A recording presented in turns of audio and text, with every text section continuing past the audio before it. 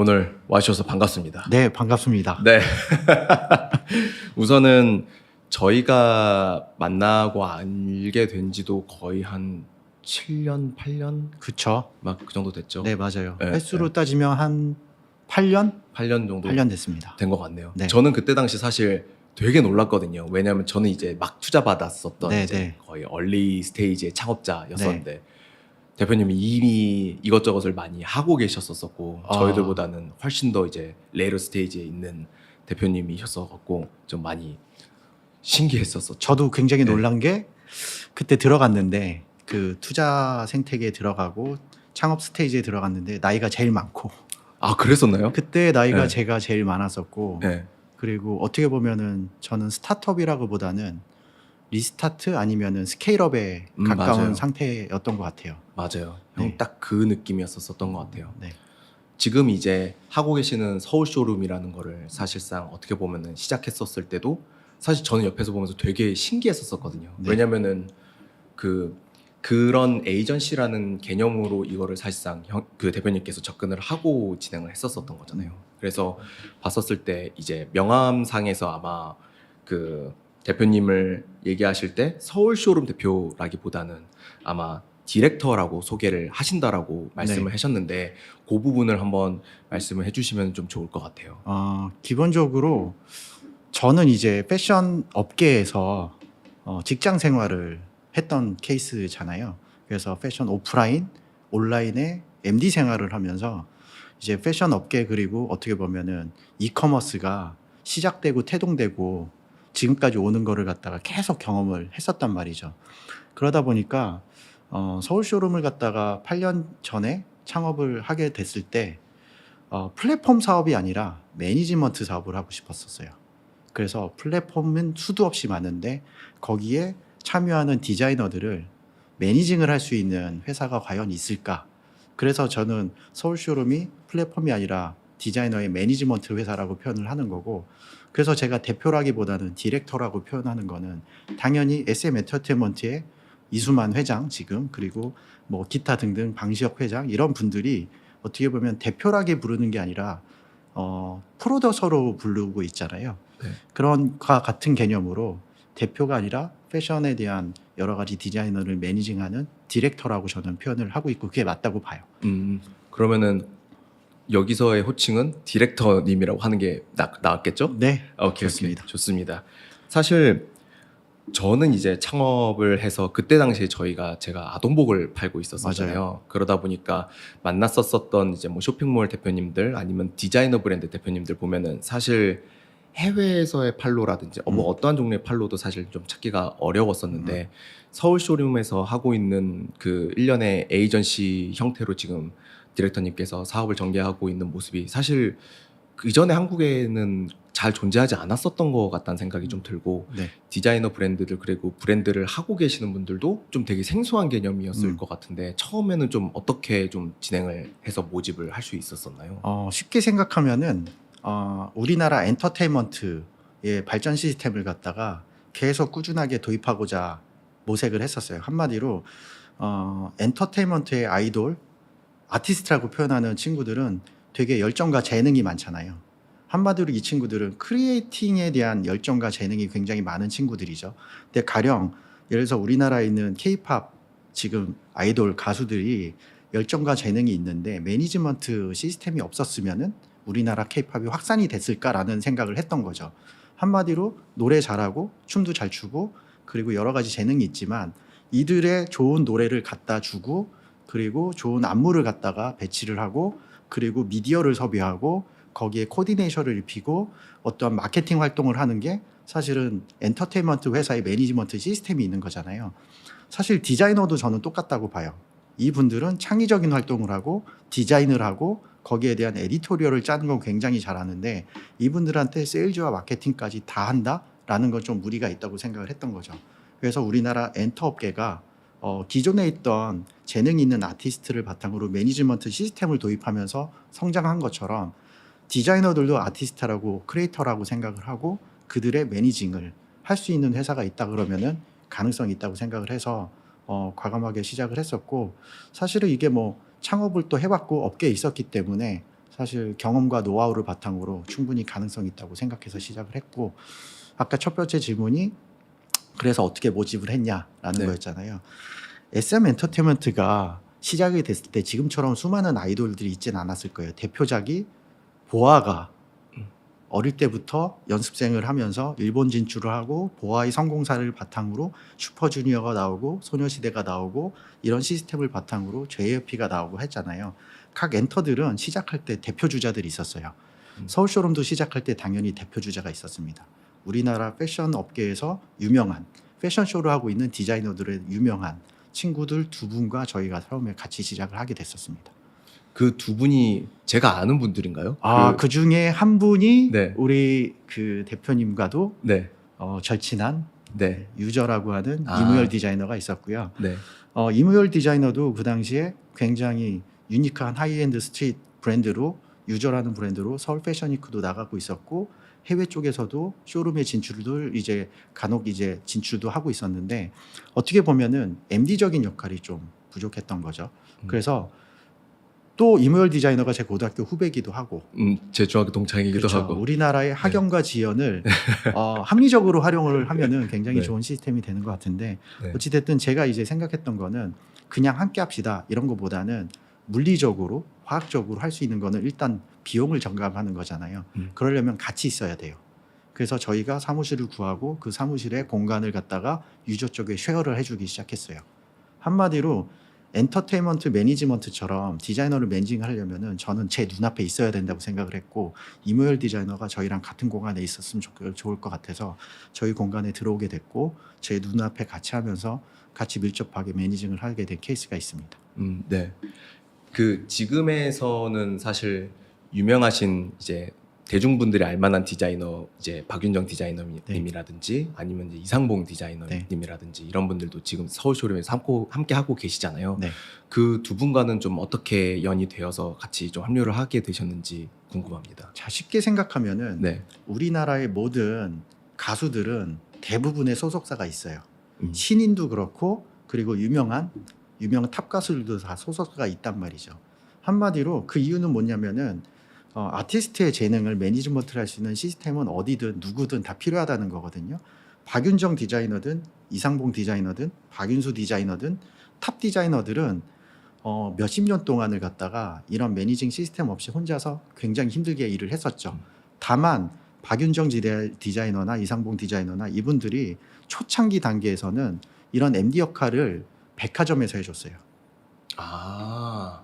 한마디로 지금 방송국에서 가수들이 매니지먼트가 없더라도 방송국에서 예전에 10대 가수 가요제 옛날 얘기지만 출연을 시키고 가수상을 주면서 사실은 이들이 성장을 하고 미디어에 노출이 됐었잖아요. 사실 70년대 80년대는 우리나라의 백화점이 그런 주도적인 역할을 했었는데 이제는 백화점이 유통에 주력을 하잖아요. 그러다 보니까 사실 박윤정, 이상봉, 박윤수 같은 헤리티지 디자이너들도 이제는 달라진 생태계에서 뭔가 매니징이 필요했던 것 같고 박윤정 디자이너는 꽤 오래전부터 알고 있었고 그래서 이런 헤리티지 디자이너들도 우리가 매니지먼트를 해보고 싶다. 그래서 저희가 연락을 했고 박윤정 선생님도 당연히 그런 매니징이 필요하다고 생각을 하셔가지고 지금까지 함께하고 있습니다. 이런 시스템이 혹시 이제 어떻게 보면은 이제 엔터 쪽이랑 좀 비교를 하면 엔터 쪽에서 하셨었던 SM이라든지 YG라는 어떤 연습생을 육성해서 해서 과수로 만들어내는 몇 년에 1년에 이제 트레이닝 시스템을 갖고 있는데 이런 시스템이 지금 이제 패션 디자이너로는 하고 있는 걸 지금 서울 쇼룸에서 하고 계시고 이러한 시스템 혹시 해외에는 없는 건가요? 해외라고 하면은 네. 사실은 조금 쪼개져 있기는 한데 해외는 쇼룸에서 그런 역할들을 많이 해요. 아. 자, 한마디로 우리나라는 대부분의 유통 구조가 위탁으로 움직인단 말이죠. 그래서 백화점도 수수료를 내고 쇼핑몰도 수수료를 내고 근데 해외 쪽에 있는 디자이너들은 생태계에서 자생하고 활성화가 되는 게 쉬운 게 뭐냐면은 어떤 백화점이라든지 유통망에서는 시즌마다 오더를 하는 방식이에요. 그러면은 예를 들어서 제가 이제 9월 말에 파리 패션위크에 세일즈를 하러 나가는데 내년 25년 SS 컬렉션을 선보인단 말이죠. 그러면 패션쇼도 하고 쇼룸도 열리는데 이 쇼룸이라는 데가 백화점이라든지 빅바이어들이 어포인트먼트가 있는 쇼룸들이고 이 쇼룸에서는 자기들의 바이어들한테 소개를 할 만한 브랜드를 소싱을 해가지고 세일즈를 열게 되는 거죠. 한마디로 쇼룸에 셀렉팅이 된 브랜드들은 좋은 바이어를 만날 수 있는 기회가 획득이 되고 이 바이어들은 상품을 매입을 합니다. 어, 그러면은 쇼룸은 바이어들이 원하는 상품군이랑 디자이너가 만든 상품군을 마사지를 해야 되잖아요. 그게 사실은 매니지먼트가 도입이 되겠죠. 그게 원래 쇼룸의 역할이었었다라고 보면 되겠네요. 맞습니다. 해외에서는. 디렉터님의 지금의 현재 포지션에서 놓고 봤었을 때는 굉장히 많은 신진 디자이너를 리뷰를 하실 거고 네. 굉장히 많은 디자이너 분들과 좀 같이 일을 하실 것 같은데 이런 디자이너 분들의 어떤 재능적인 측면에서 보셨을 때 어떻게 보시는지 뭐 열정적으로 보셨을 때도 좀 어떻게 좀 평가가 되는지 좀 궁금합니다. 사실은 저는 디자이너의 뭐 상품의 디자인에 대한 퀄리티라든지 디자인을 잘한다 못한다라는 평가는 사실 하지는 않아요. 왜냐면은 그들은 본인들이 어떠한 재능과 열정과 그리고 어떤 능력이 있기 때문에 브랜드를 만들었던 하나의 대표들이잖아요. 그럼 그 자체가 이미 어떤 브랜딩을 했다는 시작점에 대해서는 인정을 해주는 건데, 다만 제가 보는 게 저희도 이제 어떻게 보면은 세일즈를 위주로 돌아가는 회사다 보니까 우리와 맞느냐 안 맞느냐를 보는 거거든요. 이들이 우리랑 안 맞이더라도 충분히 좋은 재능과 실력이 있을 수는 있겠죠.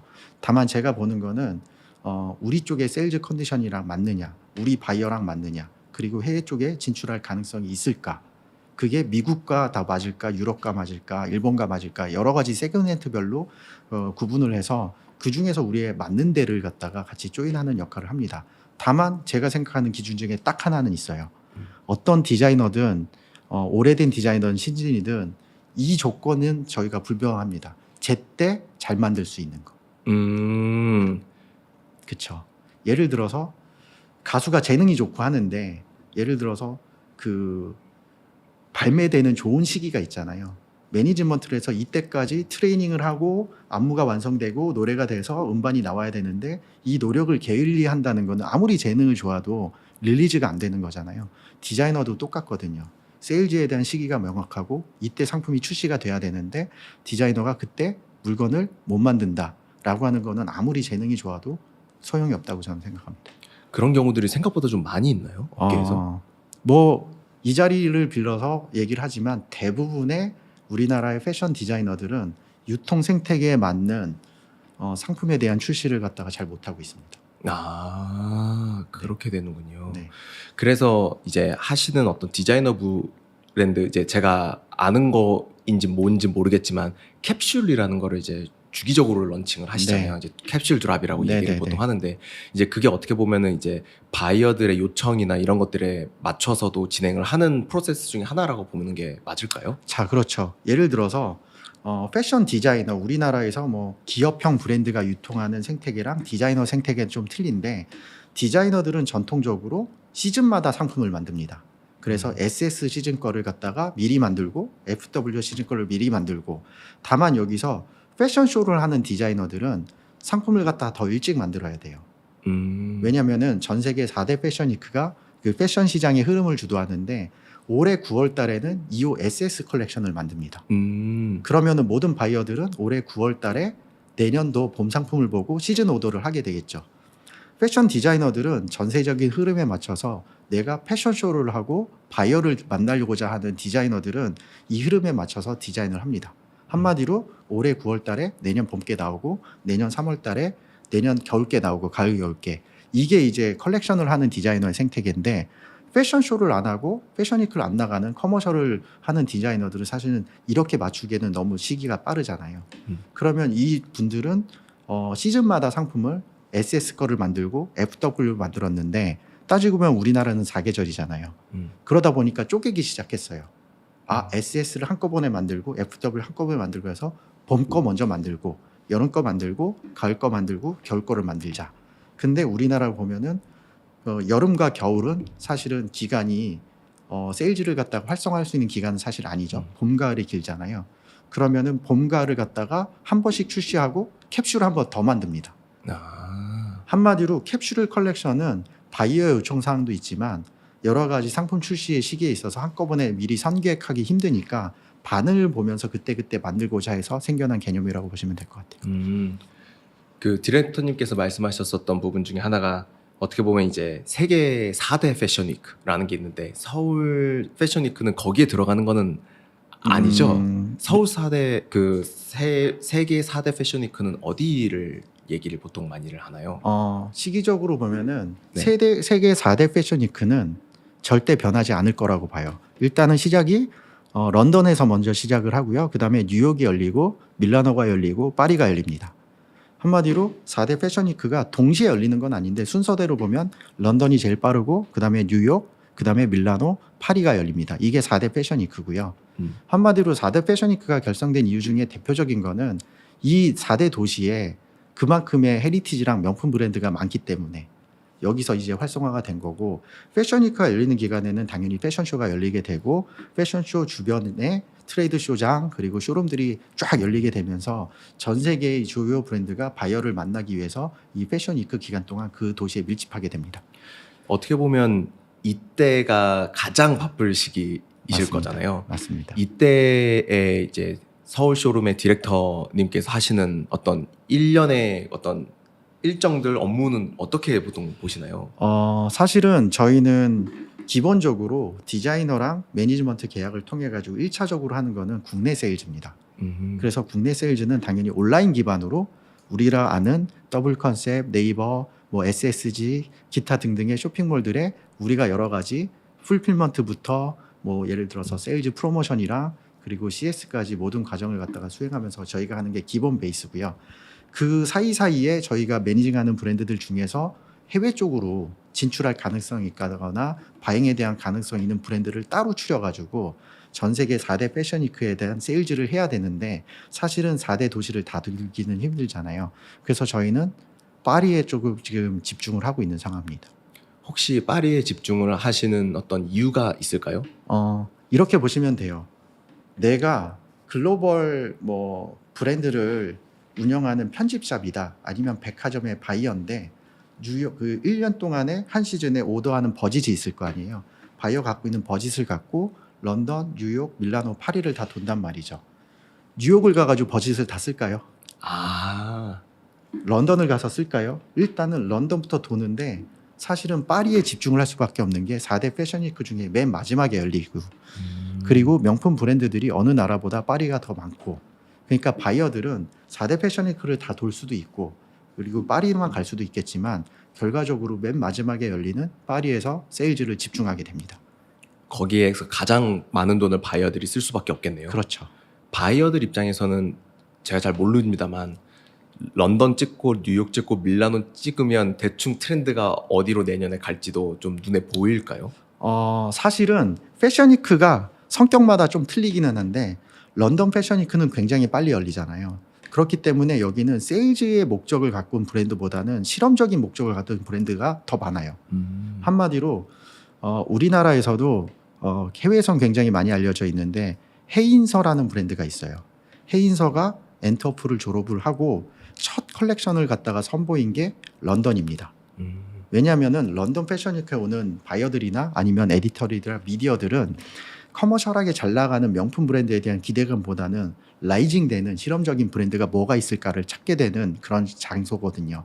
한마디로 성격이 런던은 조금 더 실험적인 브랜드, 그리고 뉴욕은 사실은 지금 커머셜한 브랜드, 미주권에서 지역이 또 이제 분리가 돼 있다 보니까 그러면은 당연히 밀라노, 파리가 어떻게 보면 세일즈부터 아카이빙이 많이 된 브랜드가 집중이 돼 있는데, 아쉽게도 밀라노 일주일 후에 파리가 열리기 때문에 밀라노에서 바이어들이 보고 파리를 넘어와서 오더하는 케이스가 많아졌겠죠. 밀라노 입장에서는 시기적으로도 위치적으로도 좀 불리한 건가요, 그러면? 그렇진 않아요. 그래도 밀라노만의 감성이 있고 파리만의 감성이 있는데, 밀라노가 그래도 강점을 갖고 있는 건 제 입장에서 봤을 때는 유니섹스 캐주얼 남성 쪽의 경향은 밀라노가 좀 더 좋습니다.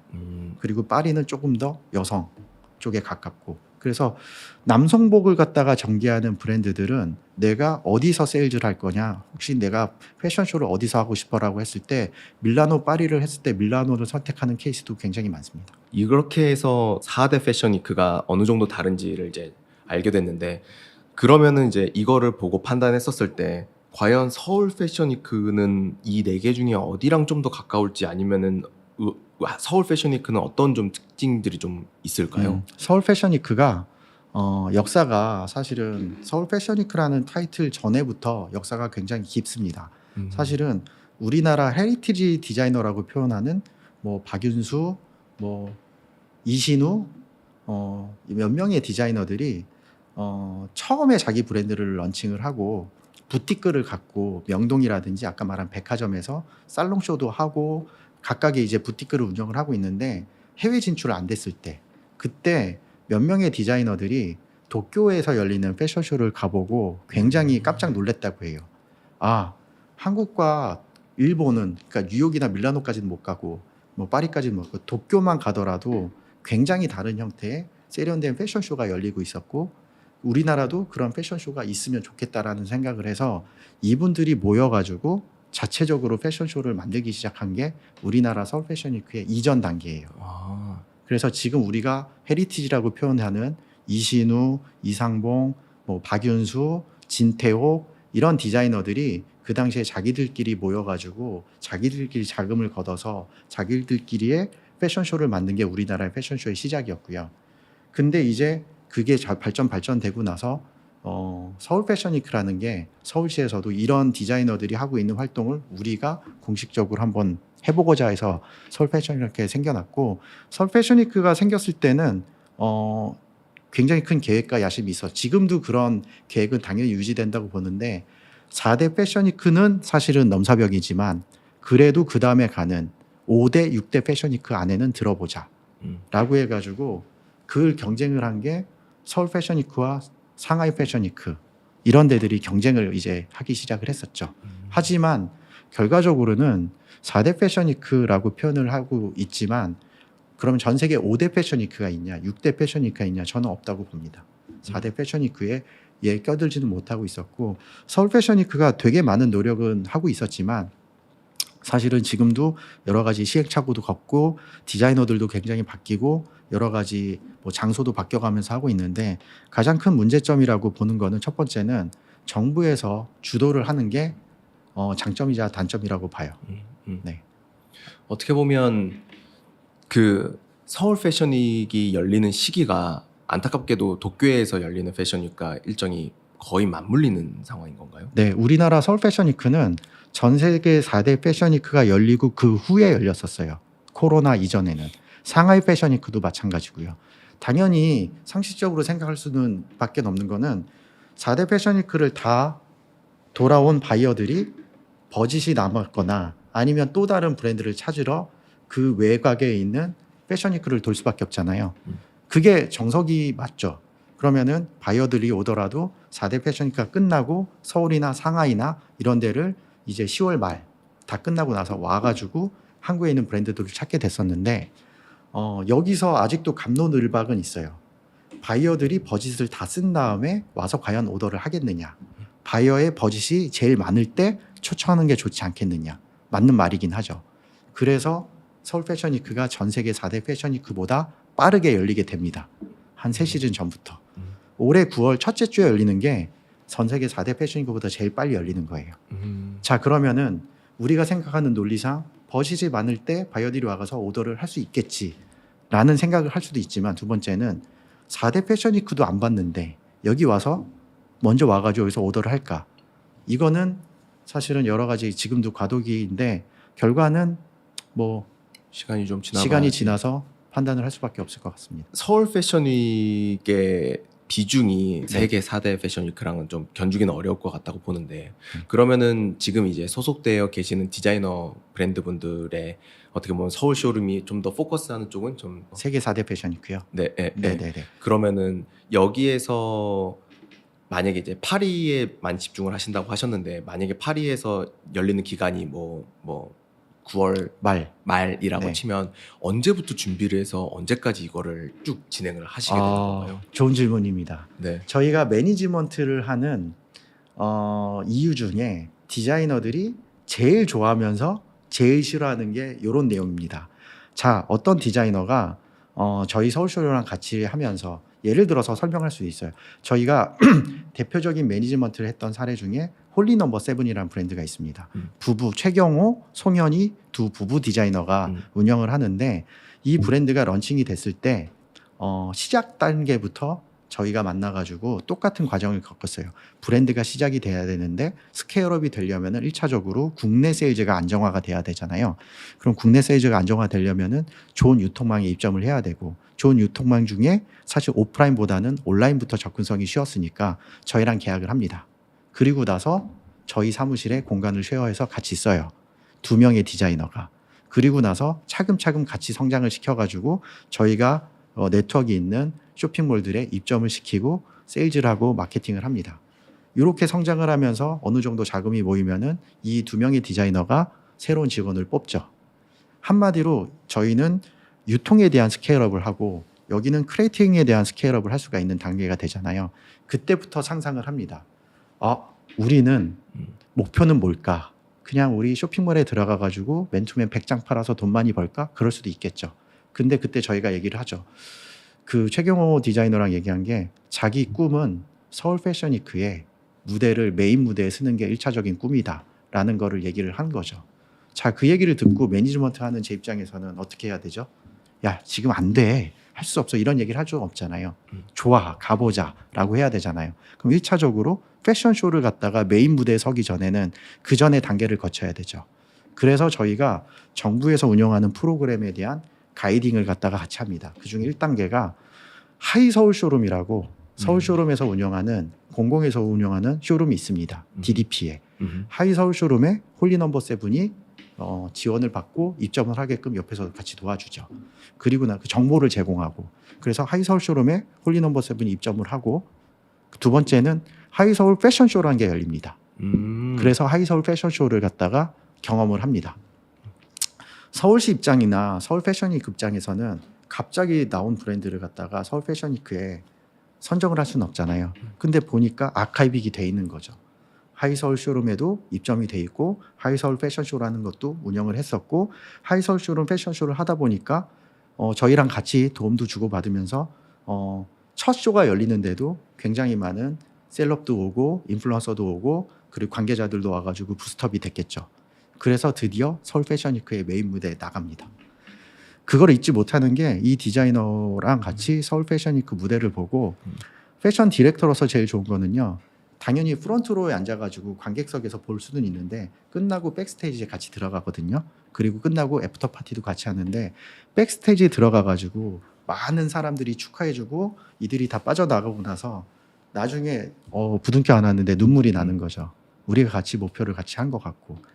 자, 그렇게 되면은 이 브랜드는 이제 다음 목표가 뭐냐?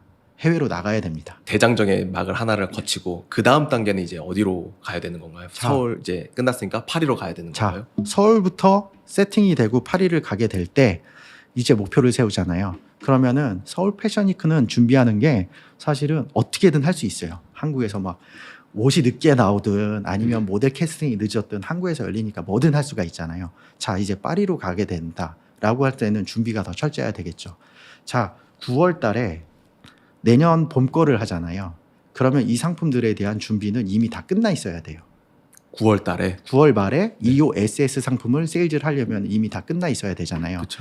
자, 파리에 소개를 하기 위해서는 쇼룸에 대한 컨택을 갖다가 이미 3-4달 전에 들어갑니다. 그래서 저희가 짜는 거는 마일스톤을 갖다가 역순으로 짜요. 우리는 9월 말에 파리에 있는 쇼룸을 나갈 거야. 그럼 파리에 어떤 쇼룸을 나갈지를 갖다가 5월, 6월 달부터 기획을 하고 쇼룸에 컨택을 해가지고 너희 이 브랜드를 갖고 그쪽에 랜딩을 할 수 있는 협의를 또 합니다. 자, 그러면은 6월 달 전에는 기본적으로 브랜드에 대한 소개 자료나 기타 등등이 다 되어 있어야 되잖아요.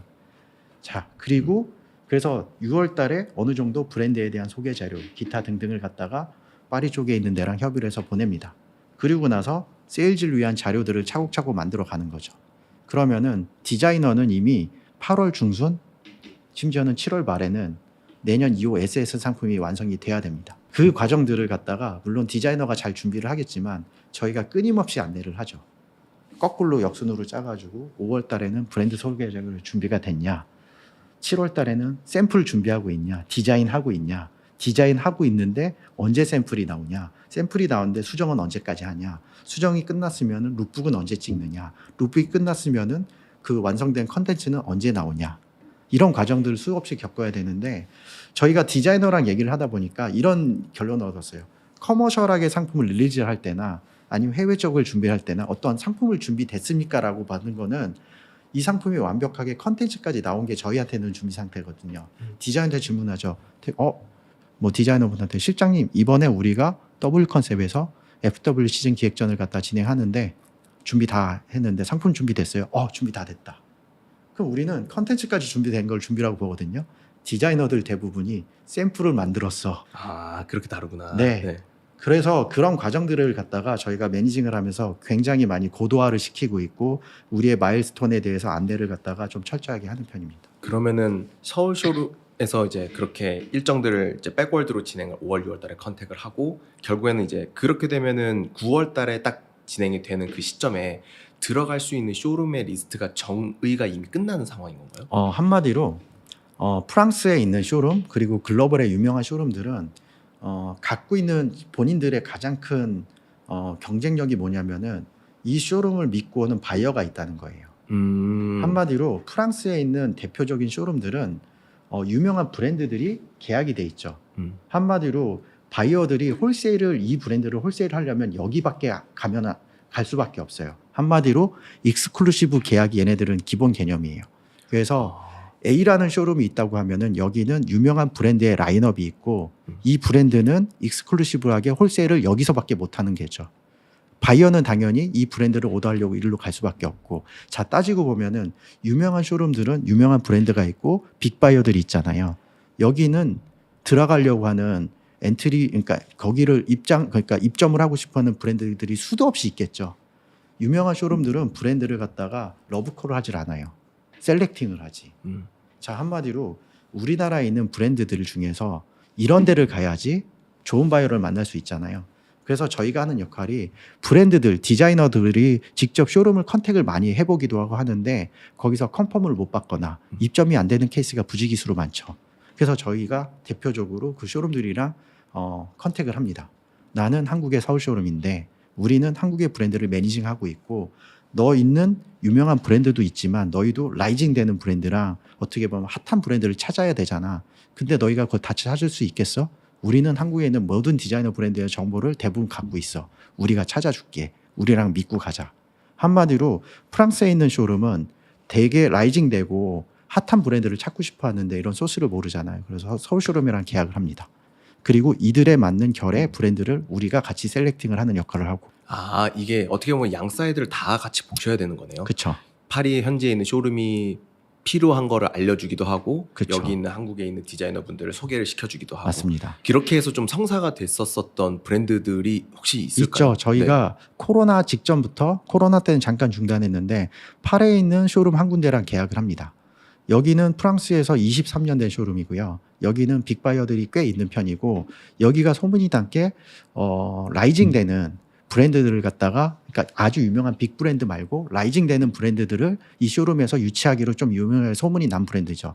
근데 이 브랜드들도 한국에 있는 브랜드를 찾고 싶어 하기도 했고 두 번째는 한국에 있는 브랜드들도 거기에 입점을 몇 시즌 해봤는데 프랑스에 있는 쇼룸의 가장 어려움은 뭐냐면은 이 브랜드의 오거나이징이 안 되는 거죠. 그거는 어떤 뜻인가요? 자 한마디로 쇼룸에서 세일즈를 하려면은 일정 시간에 아까 말한 대로 브랜드에 대한 정보가 와야 되고 상품이 와야 되고 그런 게 있어야 되는데 시차도 있고 거리도 있고 두 번째는 디자이너들이 이런 세일즈라든지 마케팅에 전문적이지 않다 보니까 이들이 원하는 자료와 상품이 제때 적기에 도착을 안 하는 거죠.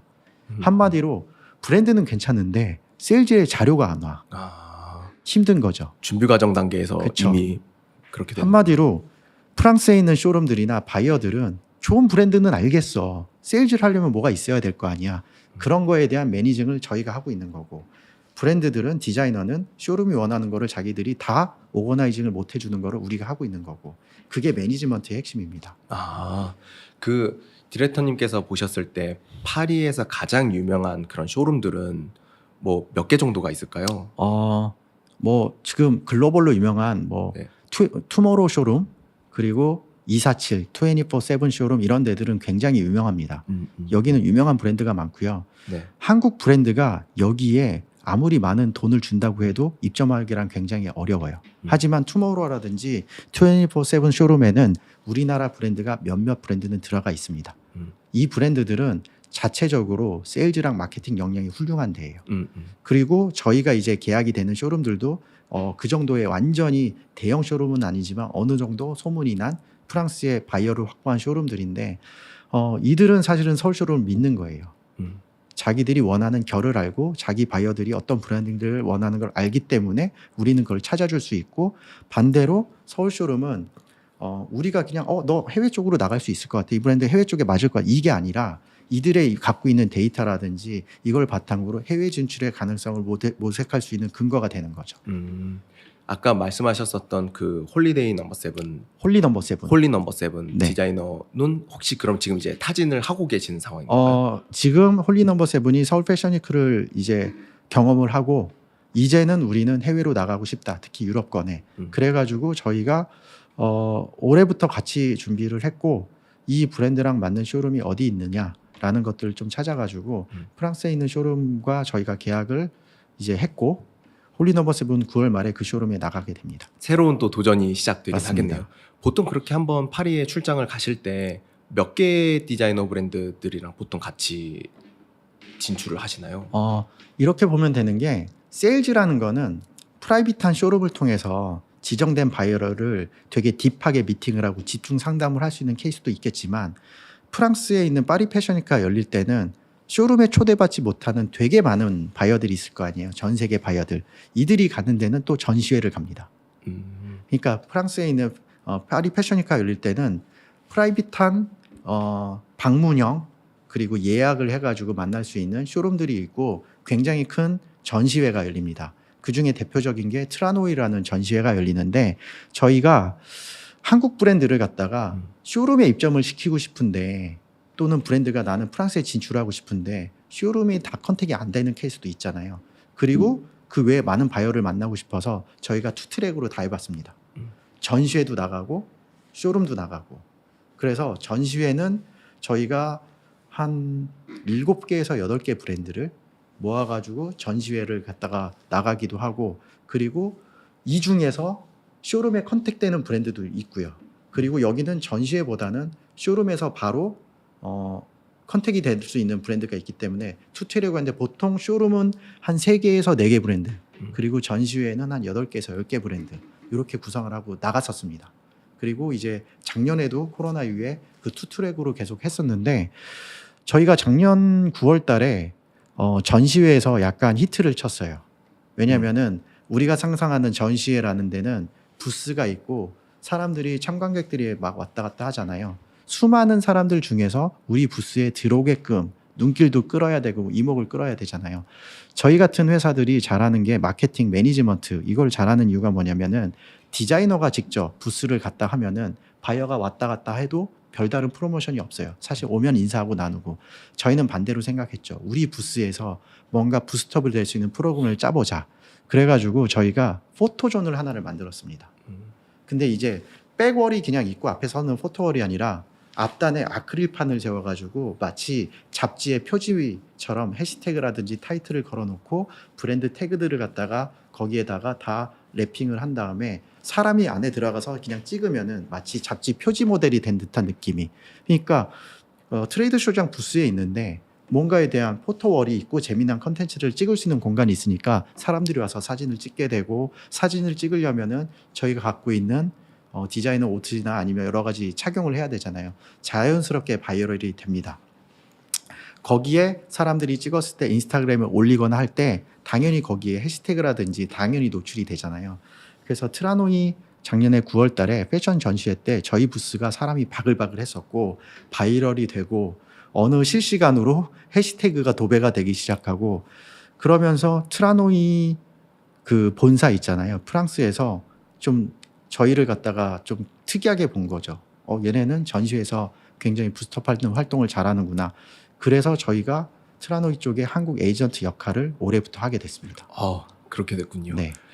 혹시 그렇게 하는 그 이제 관심 있어 하는 관객들을 보면은 어떻게 보면은 이제 궁금했었던 다음 질문이기도 한데요. K-팝과 K-패션이 어느 정도의 상관관계가 있었는지 좀 궁금하기는 해요. 왜냐면은 파리에서 그렇게 K-팝이 유명하다라고 이번에 올림픽 하는 거에서 컨텐츠에서 보니까 다들 K-팝을 알고 있던데 과연 K-패션은 그 K-팝 컬처의 지금 이제 영향력에서 어느 정도의 위치에 좀 있는지 좀 그런 것들이 과연 이 세일즈나 이런 것들에 어느 정도 영향이 좀 있는지 좀 궁금하긴 합니다. 사실은 이게 뭐 우리가 흔히들 말하는 국뽕이라고 하잖아요. 저도 나가게 되면은 일단은 우리나라 위상에 대해서 굉장히 많이 예전보다 달라진 점을 느끼거든요. 첫 번째, 우리나라 K-팝은 우리가 아는 것 상상 이상의 굉장히 파워풀한 영향력을 갖고 있고요. 또 올라온 건 두 번째는 소니입니다. 소니. 아, 소니는 사실은 이렇게 느끼면 돼요. 제가 나갔는데 BTS 다 알죠. 그리고 소니는 다 알아요. 그리고 세 번째 유명한 게 올리브영을 합니다. 아, 올리브영이 파리에 있나요? 한마디로 이렇게 정리하면 되죠. 소니는 이제 개인이 브랜드라고 치면은 자 보면은 K-팝 그리고 K-뷰티는 존재합니다. 하지만 저는 냉정하게 따졌을 때 K-패션은 아직까지는 존재감이 미비하다고 봐요. 쉽게 따지면 이런 거죠. K-팝 아이돌 이름들을 해외에 있는 팬들이 줄줄줄줄 알잖아요. K-패션 디자이너 이름, 한국 브랜드 이름을 모른다는 게 문제죠. 한마디로 여기서 느끼는 거는 객관적으로 봤을 때 K-패션은 사실은 K-팝 스타들이 입는 옷으로서 알려져 있는 거죠. 그래서 브랜드가 알려진 게 아니라 제니가 입은 옷, BTS가 입은 옷 이렇게 알려져 있지 사실은 그래서 K-패션, K-브랜드가 알려진 게 아니라 K-패션 스타일이 알려진 거예요. 만약에 어떻게 보면 한국에 있는 디자이너 분들도 그런 사실을 잘 알고 있을 거잖아요. 네. 어떻게 해서든 제니한테 입혀보고 싶어 이렇게 네. 아니면 뭐 유명한 K-팝 아이돌한테 입혀보고 싶어라고 생각을 아마 하실 텐데 네. 이런 것들은 과연 어떻게 뒤에서 이런 일들이 벌어지게 되는 건가요? 사실은 보면은 저도 이제 엔터 생태계에 대해서 완전히 아는 건 아니지만 우리 엔터 업계에서 그래서 탑 티어에 되어 있는 아이돌들을 보면은 대부분의 명품 브랜드의 앰버서더로 활동을 하고 있습니다. 예를 들어서 유나가 프라다의 앰버서더고 그리고 제니가 어디에 앰버서더고 다 들어가잖아요. 한마디로 그 K-팝 아이돌 스타들이 글로벌로 가기 위해서는 음반이라든지 그리고 우리나라의 K-뮤직만 갖고는 힘들죠. 글로벌 브랜드와 마케팅을 이루어지고 거기에 후광이 같이 입혀질 때 진짜 탑티어로 성장하는 거잖아요. 당연히 그렇기 때문에 우리나라의 K-팝 스타들은 명품의 앰버서더를 위해서 많은 활동을 합니다. 반대인즉슨 뭐냐면은 평상시에 제가 느끼는데 확연히 예전에 앰버서더라는 게 없을 때랑 지금 틀린 거는 K-팝 스타들이 함부로 명품을 갖다가 입지를 않아요. 이유는 뭔가요? 앰버서더가 돼야 되니까. 아, 나는 프라다랑 또는 뭐 예를 들어서 샤넬이나 루이비통이나 기타 등등의 앰버서더가 돼야 되는데 다른 브랜드 옷을 선호하는 걸 입고 나온다고 하면은 앰버서더가 될까요? 아, 자, 이런 거죠. 예를 들어서 그럴 때는 있었어요. 뭐 GD가 루이비통을 너무 좋아해가지고 본인 입고 다녀. 근데 GD는 이미 어느 정도의 탑티어였으니까 앰버서더로 연결이 될 수는 있었겠죠. 한마디로 이 아이돌들도 저는 잘 모르겠지만 아이돌의 스타일리스트들이 명품 브랜드보다는 알려지지 않은 브랜드의 스타일이 좋은 상품들을 갖다가 찾기 시작하는 거예요. 그래야지 이 아이돌들의 패션 스타일이 어느 정도 완성이 되는 거거든요.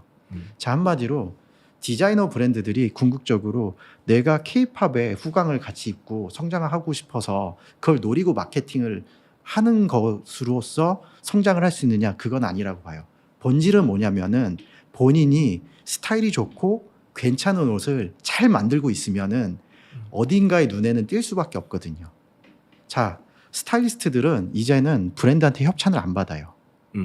마음에 드는 게 있으면은 그냥 삽니다. 스타일리스트 그냥 사기도 그런 하나요? 케이스를 많이 봤어요. 제가 몇몇 브랜드가 있는데 이 브랜드들이 어느 순간 디자이너 브랜드거든요. 어느 순간 글로벌 팬들 사이에서 자기가 인스타그램에 태그가 막 걸리기 시작하는 거예요. 자기도 몰라요. 협찬한 적이 없거든요. 근데 그 브랜드의 옷을 스타일리스트가 그냥 삽니다. 그래서 공항 패션에 입히고 그리고 평상시에 어떤 활동을 할 때 이 옷이나 신발을 입는 거죠. 모든 아이돌들이 명품을 입을 수는 없잖아요. 음. 얘만의 스타일을 위해서는 남들이 잘 모르는 브랜드를 스타일리스트가 찾아서 입히게 된 케이스가 이런 사례고, 그러다 보니까 이 브랜드는, 디자이너는 자기가 왜 여기에 노출됐는지 모르지만, 근데 그게 반대로 아이돌들이랑 스타일이 맞아가지고 하면은 스타일리스트는 이 브랜드를 계속 찾게 되겠죠. 반대로 이거는 계획을 하는 게 아니라 스타일이 좋고 브랜드를 잘 운영을 하고 있으면은 이런 기회들은 당연히 찾아올 수밖에 없는 거거든요.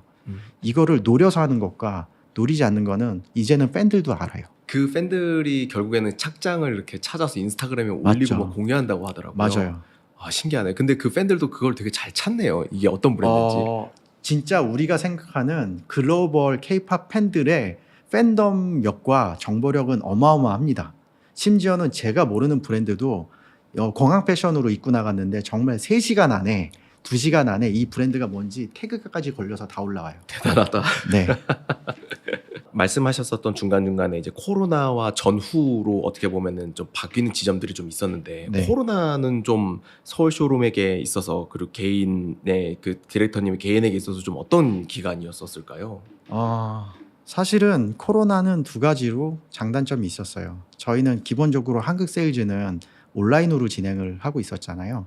그리고 저희가 누구보다 먼저 커머스 컨텐츠에 대한 노력을 많이 했었거든요. 라이브 커머스도 저희가 패션 업계 중에 제일 먼저 시작을 했고, 특이하게도 저희는 내부에 컨텐츠를 만드는 팀도 있고 스튜디오도 다 보유를 하고 있었거든요. 근데 코로나가 터지고 나서 저희한테 어떤 장점은 랜선 쇼핑이라는 게 생겨났었고, 그리고 방구석 패션쇼, 기타 등등의 이런 내용들이 있었잖아요. 저희가 느꼈던 게 제일 큰 장점은 내가 생각했던 컨텐츠의 방향과 기획이 틀리지 않았구나. 왜냐면은 우리는 코로나 전에 1인 패션쇼를 먼저 만들어 봤어요. 그 계기가 뭐냐면은 한때 코로나 때 그 유명했었어요. 모델 한혜진 씨가 혼자서 여러 가지 옷을 입고 1인 패션쇼를 하는 것도 랜선으로 나가고 했었잖아요. 근데 저희가 그걸 생각한 거는 뭐였냐면은 모델 한 명이서 패션쇼를 할 수 있지 않을까라는 생각을 했던 거예요.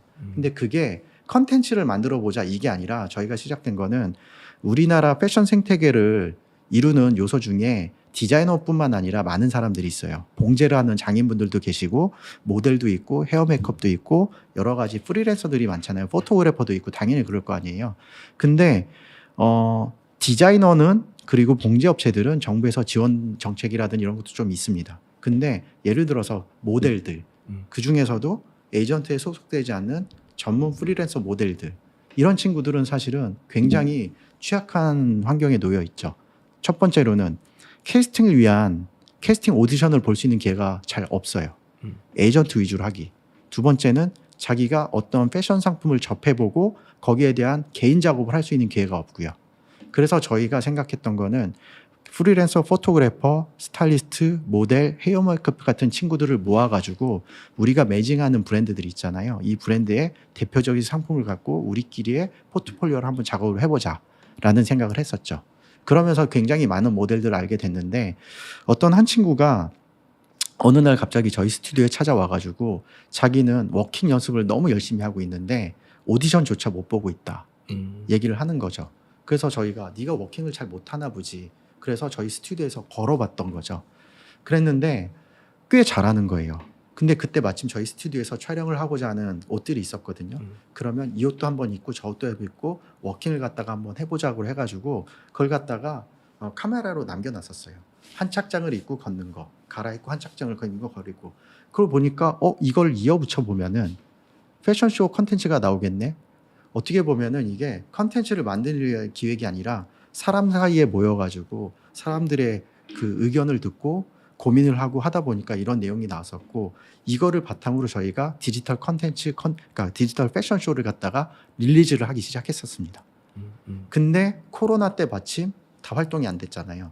그래서 이게 저희가 코로나 때 랜선 패션쇼를 갖다가 활성화가 되게 됐고요. 그 컨텐츠를 바탕으로 굉장히 많은 데서 좀 다양한 컨텐츠로 활용할 수 있는 계기가 돼서 그건 굉장히 좋았던 것 같고요.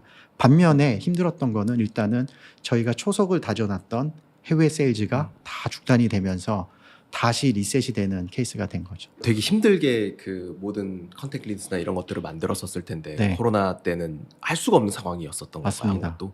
제일 힘들었던 게 코로나가 창궐을 하고 막 됐을 때가 그때 저희가 처음으로 단독으로 쇼룸을 갖다가 파리에서 열었을 때예요. 파리에서 우리가 쇼룸을 오픈을 하고 시작을 해서 일주일 동안 쇼룸을 하는데 한 이틀째 되는 날 갑자기 제가 아는 다른 친구가 미디어 어떻게 보면은 디지털 매거진의 편집장인데 이 친구가 런던 거쳐서 밀라노 갔다가 파리 오면은 저희 쇼룸으로 오기로 예정이 되어 있는데 이 친구가 런던에서 밀라노로 못 건너간 거예요.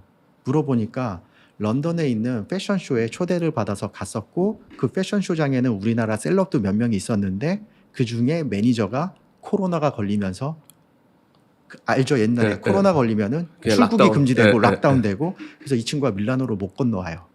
그리고 나서 점점 코로나가 번지고 하는데 쇼룸은 오픈했는데 이게 유럽에서 소문이 난 게 런던 패션위크에서 아시아, 우리나라 K-팝 셀럽 팀들이 코로나가 걸렸었대. 이 얘기가 돌고 하니까 우리나라 쇼룸에 바이어들이 안 오기 시작하는 거예요.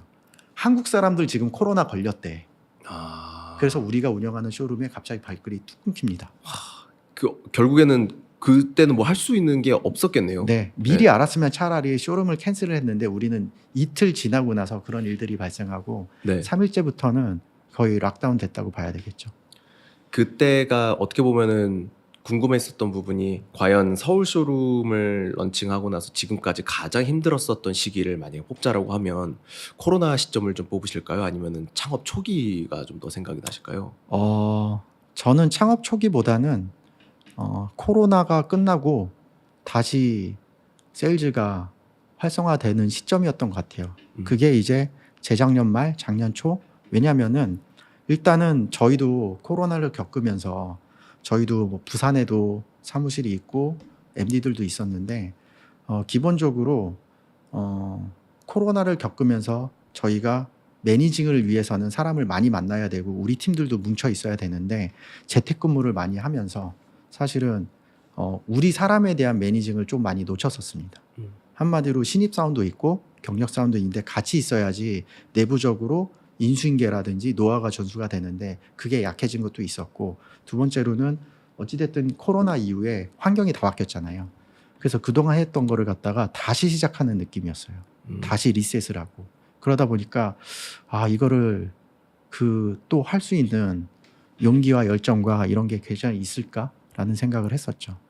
그래도 정신 차리고 보면 또 하고 있는. 네. 그게 만약에 저희가 서울 쇼룸을 만든 지 극초기였고 그때 코로나가 왔었다 그러면은 저희는 사업을 안 했을 수도 있었다고 봐요. 근데 이미 저희가 매니징하는 브랜드가 있었고 그리고 그 브랜드들은 또 서울 쇼룸을 믿고 세일즈가 영위가 되고 그들은 어느 브랜드는 저희 때문에 세일즈 팀 자체가 없는 데가 있어요. 근데 우리가 힘들다고 이 사업을 접어버리면은 이 브랜드는 그동안 우리를 믿고 했던 세일즈 기반이 다 없어지는 거잖아요.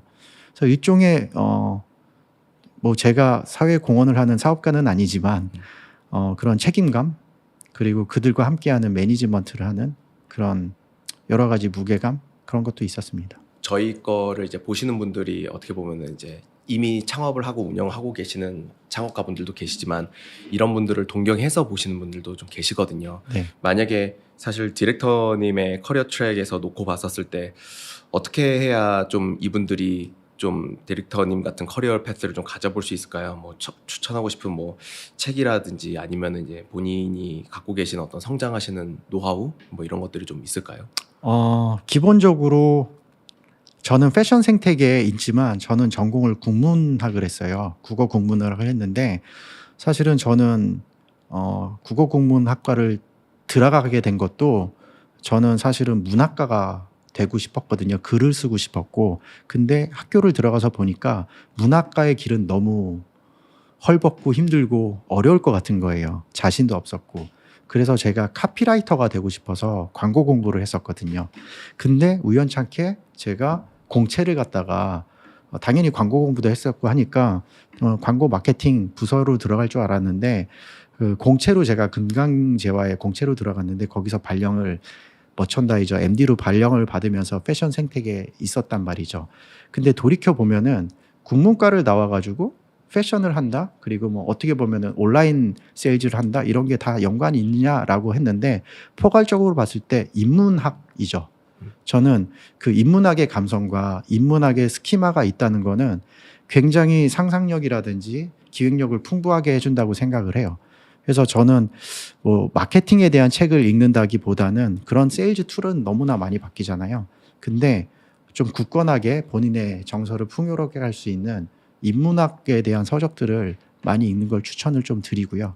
저는 지금도 그래서 뭐 수필이라든지 이런 거를 갖다가 짧은 거라도 좀 보게 되는 편인 것 같습니다. 아까 말씀하셨다시피 부산에도 팀원들이 있었다고 하셨는데 지금도 혹시 부산을 운영하고 계시나요? 아닙니다. 지금은 부산에 대한 사무실을 정리를 했어요. 왜냐하면 코로나 때 서로 떨어져 있기도 했고, 그 코로나 전에도 부산이랑은 떨어져 있었고 제가 자주도 가고 했었는데, 코로나 때 느꼈던 게 어찌됐든 코로나 이후에 다시 매니징을 하게 됐을 때는 팀이 같이 있어야 되겠다는 좀 생각을 많이 했었고, 그래서 지금은 부산은 정리를 하고 서울에 있는 한 곳으로 저희는 매니징 팀원을 다 모았습니다. 이제는 더 능력 있는 분들도 사실은 대표자로서 모셔야 될 거고 직원분들이 성장할 수 있도록 그런 것들도 잘 조성을 해야 될 텐데 네. 대표님의 좀 그 팀원분들을 매니징하는 노하우 같은 것들은 좀 어떤 것들이 있을까요? 솔직히 제가 말씀드린 게, 제가 우리 팀원들에 대한 매니징을 잘 하는 편이 아니라고 생각을 해요. 왜냐면은 아직도 제가 실무적인 거를 많이 디렉션을 하고 있고, 그래서 지금은 다른 데로 이직을 했는데, 그 친구가 그런 얘기를 했어요. 제가 외근을 나가잖아요.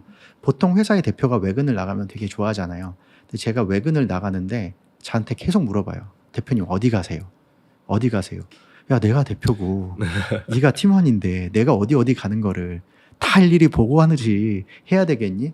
그 이유가 뭐냐면은 제가 밖에 나가면 일을 벌리고 오는 거죠. 아, 걱정되는 거군요. 저 사람 밖에 나가면은 또 일 벌리고 올 거야. 또 디자이너 누구랑 얘기하고 올 거야. 사실은 세일즈 매니지먼트라는 게 엔터테인먼트의 매니저처럼 한 명의 MD가 몇 명의 디자이너를 케어를 해야 되잖아요. 근데 당연히 우리는 이 MD가 성장을 해가지고 케어할 수 있는 능력이 많아지면은 디자이너를 더 매니징을 할 수 있고, 또는 능력 있는 MD를 충원을 하면 또 디자인을 영업할 수가 있고, 한마디로 이 MD의 역량과 능력에 따라서 좋은 디자이너를 얼마나 많이 영입할 수 있느냐, 이런 차이가 있었죠. 그래서 저는 내부적으로 이제 차근차근 해가지고 초기 단계에는 이런 케이스가 있었어요. 저희가 처음에 시작하고 MD 한 명을 뽑고 또 세일즈가 잘 돼서 또 한 명을 뽑고 할 때마다 느꼈던 거는, 이 친구 위는 절대 안 뽑겠다.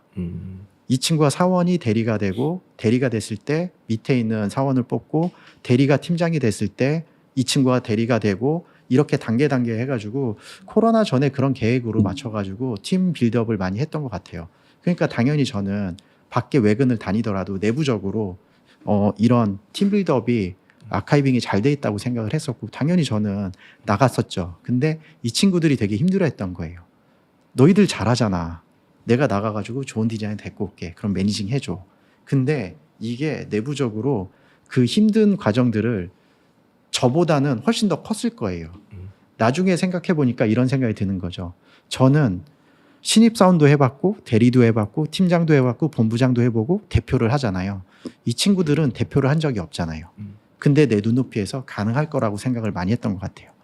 그게 제가 매니지먼트, 우리 팀원들의 매니지먼트를 제가 제 눈높이를 다 겪어본 그 눈높이에서 생각을 못했던 거였다는 생각을 하고요. 지금도 다시 한번 그렇게 좀 눈높이에 맞춰서 노력을 하려고 하는 관점은 있습니다.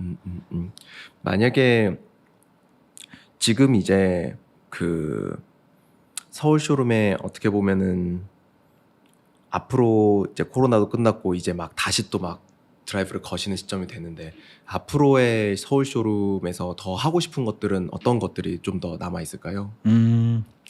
보통 저희 회사를 볼 때 쉽게 보면 디자이너 브랜드 옷을 그냥 팔아주는 회사 아니야? 그래서 벤더라는 표현을 하는 데도 있어요. 뭐 그 말이 나쁜 뜻은 아니지만 저희가 생각하는 거는 디자이너의 매니지먼트다라는 게 과연 저거는 뭐 하는 거지? 그냥 1부터 10까지 다 해주는 거야 라고 하지만 이제는 저는 디자이너 브랜드의 매니지먼트라기보다는 패션 생태계에서 일종의 매니지먼트 시스템을 좀 구축하고 싶죠. 한마디로 뭐 SM 엔터테인먼트, YG 이런 데가 초기 단계에 그 셀럽들과 협업을 해서 매니지먼트를 하지만 이제는 성장을 해가지고 다양한 진짜 고도화의 매니지먼트가 구축이 됐잖아요. 미디어 팀 따로 있고 그리고 매니지먼트 따로 있고 하는 것처럼 저희가 생각하는 거는 아까 말씀드렸던 것처럼 패션 디자이너가 있고 패션 씬에 존재하는 크리에이터, 모델, 헤어 메이크업, 스타일리스트 많은 분들을 그냥 건 바이 건으로 협업을 하는 게 아니라 이들이 상생할 수 있는 시스템을 갖다가 구축을 해보려고 지금 하고 있고 시도를 하고 있습니다. 네, 네. 저희가 이제 딱 질문들이 거의 다 이제 끝나고 있는데 이제 궁금한 거는 디렉터님의 어떻게 보면 이제 서울 쇼룸의 디렉터이기도 하지만 개인의 이선우라는 사람의 개인으로 놓고 봤었을 때는 좀 어떻게 하루를 좀 보내고 어떻게 좀 스트레스를 좀 관리하고 지내시나요?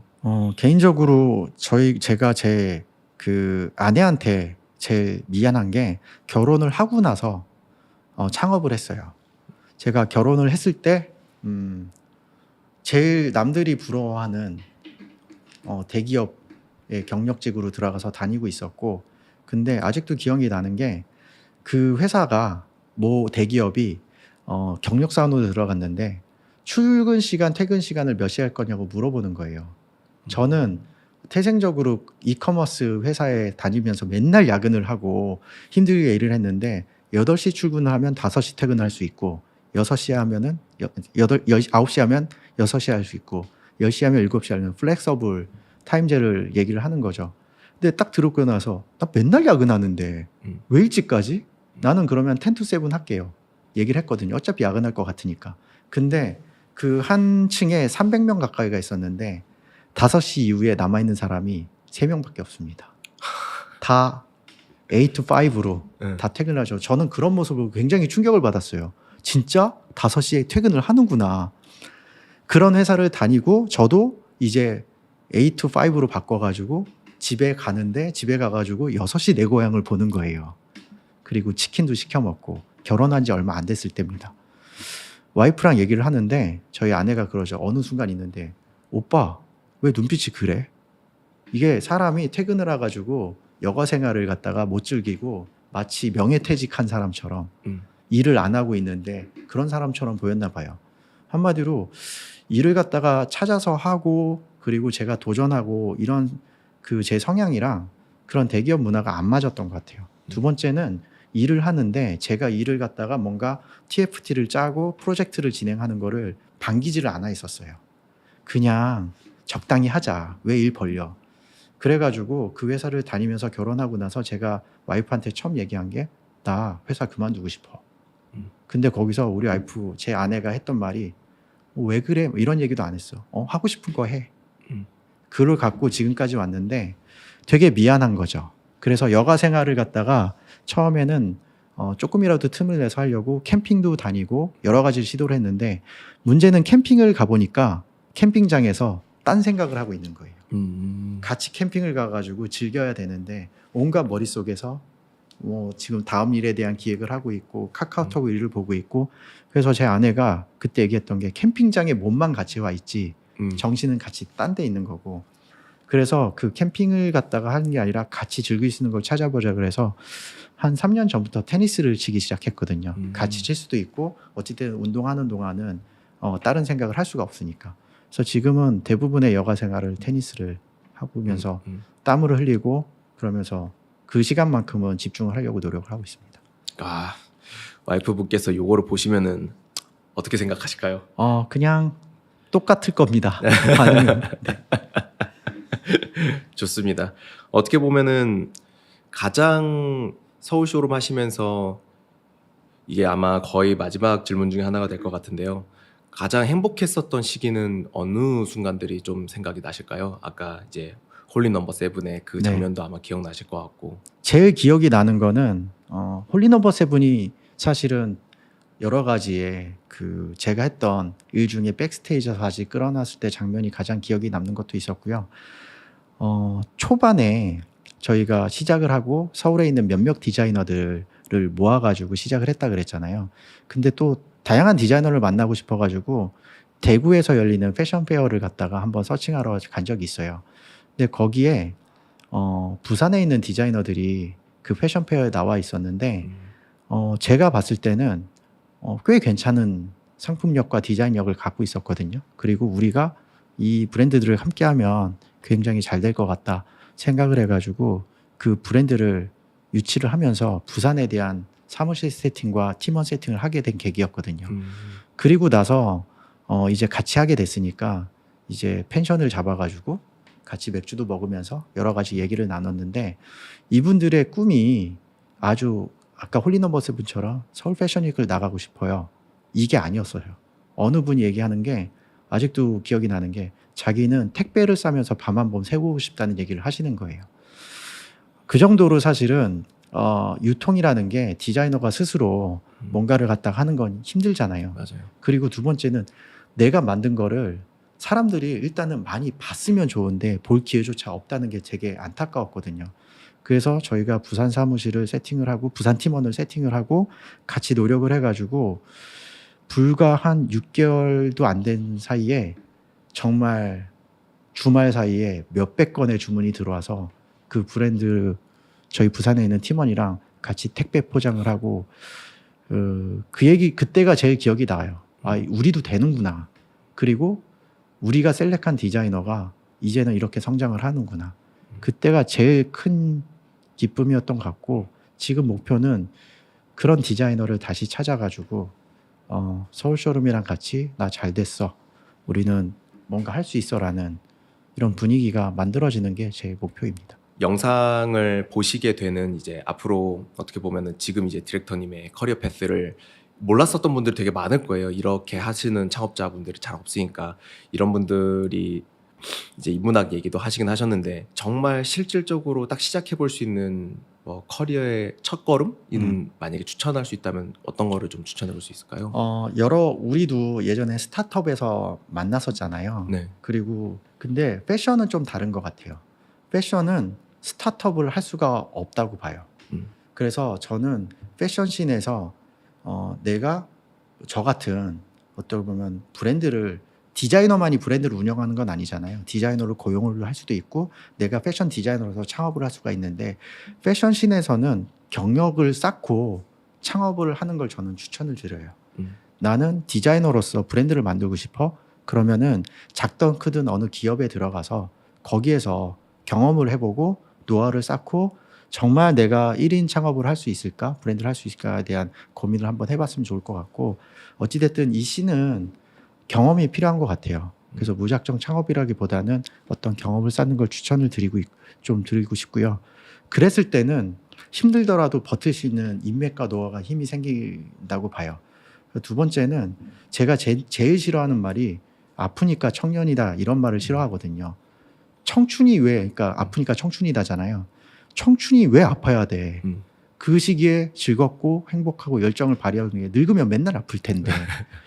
그러니까 한마디로 그 정도로 사실은 뭔가 그 청춘들이나 청년들이 뭔가를 찾아가는 기회를 갖다가 아픔을 겪는다는 게 있을 것 같은데 그러지 말고 이 생각을 한번 해보는 거죠. 제가 결혼을 하고 대기업 다니다가 일 그만두고 친구 만나가지고 소주 한잔 하는데 친구한테 야, 나 회사 때를 그제 사업할 거야. 그 친구가 딱 한마디 한 게 있어. 내가 너 미쳤어?